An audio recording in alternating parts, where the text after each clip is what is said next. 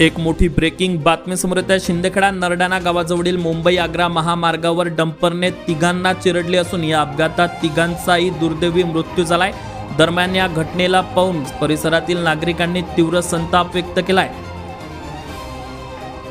मुंबई आग्रा राष्ट्रीय महामार्गावरील नरडाणा गावाजवळ आज सकाळी अत्यंत भीषण अपघात घडला। माती वाहतूक करणाऱ्या भरधाव डंपरने दोन दुचाकींना जब्बर धडक दिली। ही धडक इतकी जब्बर होती की तिघेही यात चिरडले गेले। तिघांचाही जागीच मृत्यू झाल्याने या दुर्घटनेमुळे परिसरात खळबळ उडाली असून नागरिकांनी तीव्र आक्रोश व्यक्त केलाय। मिळालेल्या माहितीनुसार संबंधित तिघे जण बेटावद येथे एका कार्यक्रमासाठी जात असताना हा अपघात झाला। भरधाव वेगाने येणाऱ्या डंपरचे अचानक नियंत्रण सुटून दोन दुचाकींना धडक दिली।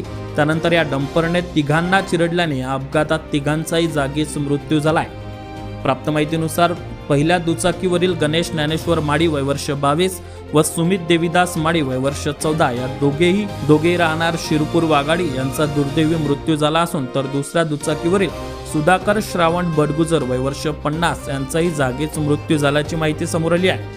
घटनेनंतर परिसरात नागरिकांची मोठी गर्दी जमली होती। स्थानिक नागरिकांनी तात्काळ मदत कार्य सुरू करत जखमींना वाचवण्याचा प्रयत्न केला। दरम्यान 108 रुग्णवाहिकेचे डॉक्टर मिनाज काझी व चालक दीपक माडी यांनी घटनास्थळी धाव घेत अपघातग्रस्तांना तातडीने धुळे जिल्हा रुग्णालयात दाखल केले, मात्र डॉक्टरांनी त्यांना मृत घोषित केले। ही घटना अत्यंत हृदयद्रावक असून मृतांच्या कुटुंबियावर दुःखाचा डोंगर कोसळलाय।